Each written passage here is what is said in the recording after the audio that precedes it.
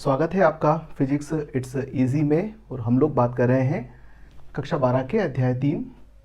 अध्याय का नाम है विद्युत धारा का चुंबकीय प्रभाव। और इसमें आज का हमारा टॉपिक रहेगा साइक्लोट्रॉन। तो सबसे पहले जान लेते हैं कि साइक्लोट्रॉन होता क्या है। साइक्लोट्रॉन वह युक्ति है जो आवेशित कणों को गतिज ऊर्जा प्रदान करने के काम आती है।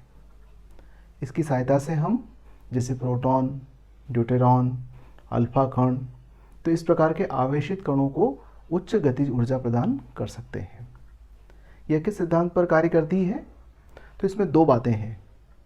एक तो हमने स्थिर विद्युत के अंदर पढ़ा है कि जब किसी आवेश को, कल्पना कीजिए कि एक आवेश है और हम यदि यहाँ पर कोई विभवांतर लगाते हैं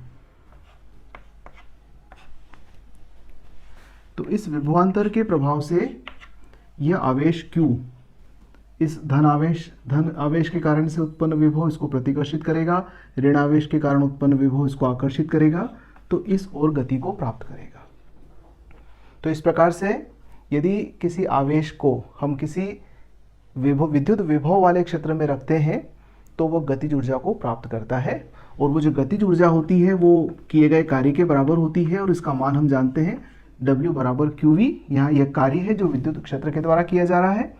Q आवेश है और V विभवांतर है, अर्थात यह कण इतनी गतिज ऊर्जा को प्राप्त कर लेगा। V विभवांतर के कारण से उत्पन्न होने वाली गतिज ऊर्जा ये होगी। तो पहली चीज तो साइक्लोट्रॉन में हम इस बात का उपयोग करेंगे कि आवेशित कण को जब गतिज ऊर्जा प्रदान करना होगी तो हम विद्युत क्षेत्र में उसको लेकर आएंगे और विद्युत क्षेत्र के प्रभाव से वह गतिज ऊर्जा को प्राप्त करेगा।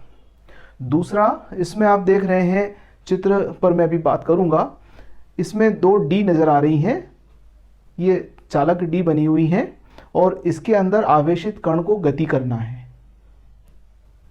तो आवेशित कण को गोल गोल गति प्रदान करने के लिए हम इस चुंबकीय क्षेत्र का उपयोग करते हैं। अर्थात दूसरी जो महत्वपूर्ण बात होगी वो होगी हमारा लॉरेंज बल। चुंबकीय क्षेत्र में गतिशील आवेशित कण पर लगने वाला बल लॉरेंज बल, और उसका मान होता है QVB के बराबर। F लॉरेंज बल है जो किसी आवेशित कण पर चुंबकीय क्षेत्र में लगता है, Q आवेश है, V उसका वेग है और B चुंबकीय क्षेत्र की तीव्रता है। और फ्लेमिंग का लेफ्ट हैंड रूल कहता है कि ये जो बल लगेगा यह गति के लंबवत होगा, और जब गति के लंबवत होगा तो यह अभिकेंद्रीय बल प्रदान करेगा। अर्थात जब आवेशित कण चुंबकीय क्षेत्र में गति करता है तो वह वृत्तीय गति करना शुरू कर देता है। हम इन दोनों कॉन्सेप्ट का यूज करेंगे इस साइक्लोट्रॉन में और देखते हैं कि हम एक आवेशित कण को किस प्रकार से कितनी गतिज ऊर्जा प्रदान कर सकते हैं। सबसे पहले साइक्लोट्रॉन की संरचना समझ लेते हैं। देखिएगा, ये एक चुंबकीय ध्रुव है, उत्तरी ध्रुव है, ये चुंबक का दक्षिणी ध्रुव है, और इन दोनों ध्रुवों के बीच, जैसे कल्पना कीजिए कि ये ऊपर उत्तर ध्रुव है, नीचे दक्षिण ध्रुव है, और इन दोनों के बीच में हमने यहाँ पर इसके समानांतर, ध्रुवों के समानांतर दो अर्ध चकतियाँ रखी हुई है जिनके नाम D1 और D2 हैं। ये चकतियाँ खोखली हैं, मतलब यहाँ पर ये सिरा ओपन है, अंदर से खोखला है। वैसा ही ये वाली जो चकती है इसका ये वाला सिरा ओपन है और अंदर से खोखली है। तो ये इस प्रकार की चकतियाँ हैं जिसमें अंदर से खोखलापन है। इन दोनों चकतियों का संबंध हम विद्युत दोलित्र के साथ कर देते हैं। और विद्युत दोलित्र क्या होता है? विद्युत दोलित्र वह स्रोत होता है जो इस चकती को कुछ समय के लिए धन विभव पर रखेगा और इसको ऋण विभव पर रखेगा, और कुछ समय के पश्चात D1 चकती ऋण विभव पर होगी और D2 चकती धन विभव पर होगी। अर्थात यह दोलायमान विद्युत विभव उत्पन्न करेगा।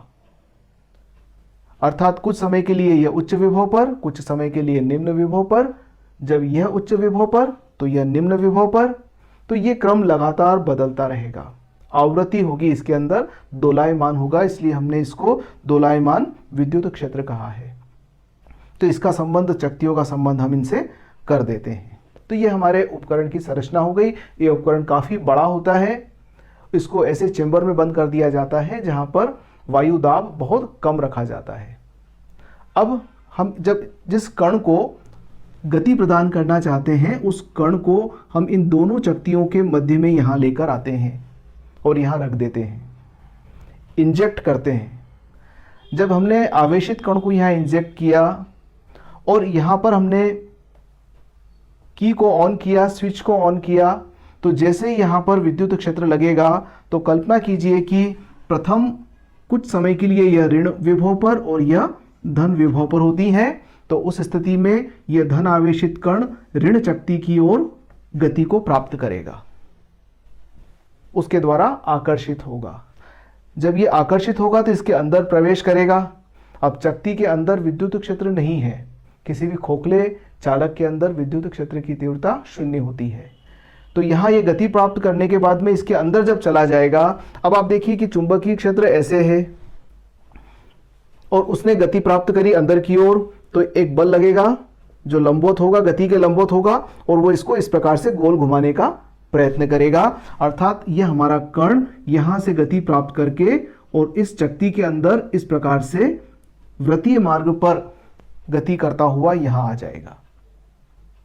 अब ये यहाँ से चलकर यहाँ तक आया, उतने समय में यह डिस्क जो ऋण विभव पर थी अब यह धन विभव पर आ जाती है, और यह जो धन विभव पर थी यह ऋण विभव पर आ जाती है। इसका लाभ यह होगा कि जब ये यहां आएगा तो ये वाली डिस्क इसको आकर्षित करेगी, और जब आकर्षित करेगी, पहली बार आकर्षित किया था तो इसने वेग प्राप्त किया, दूसरी बार आकर्षित करेगी तो ये वेग में वृद्धि होगी। तो अब ये वेग में वृद्धि होगी और ये वेग में वृद्धि के साथ में दूसरी डिस्क में प्रवेश करेगा और इस प्रकार से यहां आएगा। अब आप सोच रहे होंगे कि जब गया था जब तो ये छोटी त्रिज्या और आया तब बड़ी त्रिज्या के साथ में क्यों आ रहा है। हम थोड़ी सी गणित कर लेते हैं ताकि ये सारी बातें हमारी क्लियर हो जाएंगी। तो देखिए, अभी हमने आपसे पहले बात किया था कि लॉरेंज का बल लगेगा, और लॉरेंज का बल कितना होता है, Q V B के बराबर, और यही लॉरेंज का बल इसको वृत्तीय मार्ग पर गति करवाएगा। तो वृत्तीय मार्ग पर गति करने के लिए अभिकेंद्रीय बल की आवश्यकता होती है, और यह अभिकेंद्रीय बल होता है mv वर्ग बटे r के बराबर। r यह वृत्तीय मार्ग की त्रिज्या है। ये जो अर्धवृत्त नजर आ रहा है हमको, इसकी त्रिज्या है r। अब आप इन दोनों की तुलना करेंगे तो क्या हो जाएगा, mv वर्ग r बटे qvp।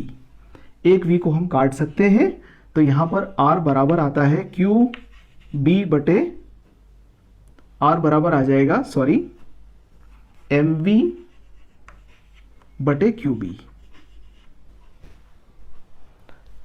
m उस कण का द्रव्यमान है, नियत है, आवेश नियत है, और चुंबकीय क्षेत्र जो हमने लगा रखा है यह भी नियत है। इसका मतलब क्या हुआ, r समानुपाती v।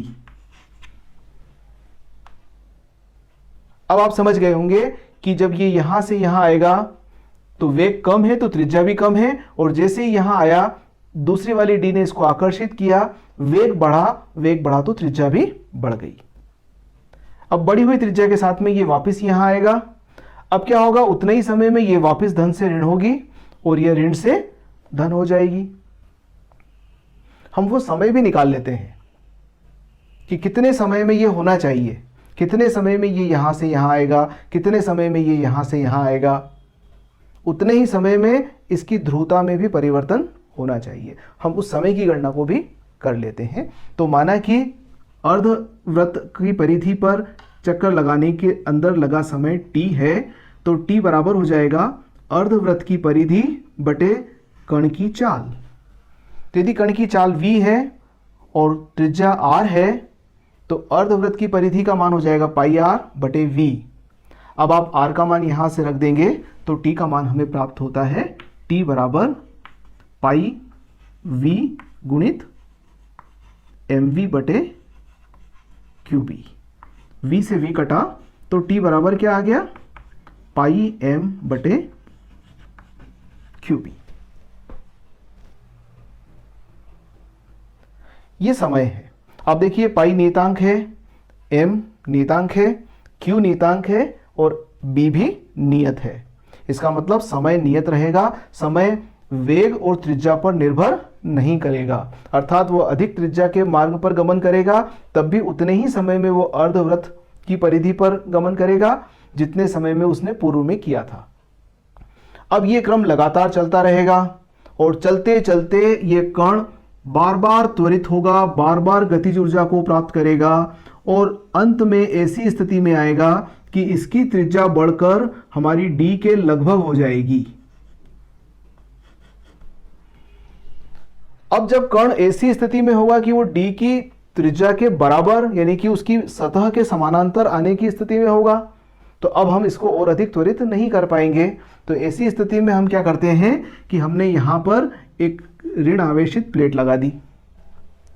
अब ये ऋण आवेशित प्लेट क्या करेगी कि इस धनावेशित कण को अपनी ओर थोड़ा सा आकर्षित करेगी और जैसे ये आकर्षित होगा तो यहां पर एक विंडो बनी हुई है, इस विंडो से यह कण उच्च वेग से बाहर आ जाएगा। तो जितनी बार एक डी से दूसरी डी में प्रवेश करेगा उतनी बार इसका वेग बढ़ेगा और वृत्तीय मार्ग पर गति करेगा। वृत्तीय मार्ग पर गति क्यों करेगा? वो लॉरेंज बल के कारण से करेगा।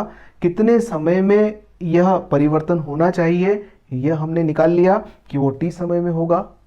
अब हम जानना चाहते हैं कि वो कितनी गतिज ऊर्जा के साथ बाहर आएगा। तो आइए देख लेते हैं कि वो कितनी गतिज ऊर्जा को प्राप्त करेगा। तो माना कि d की त्रिज्या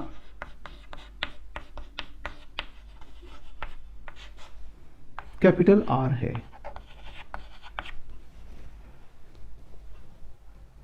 तो हम यहां से अगर देखें तो उसका वेग बढ़ेगा तो वेग बराबर क्या होगा? R क्यू बी बटे एम। R का मान बढ़कर कहां तक जा सकता है? कैपिटल R तक। तो V का मान अधिकतम कितना हो जाएगा? मैक्सिमम वेग वो प्राप्त कर लेगा, वो होगा क्यू बी आर बटे एम। इतना अधिकतम वेग वो प्राप्त कर लेगा।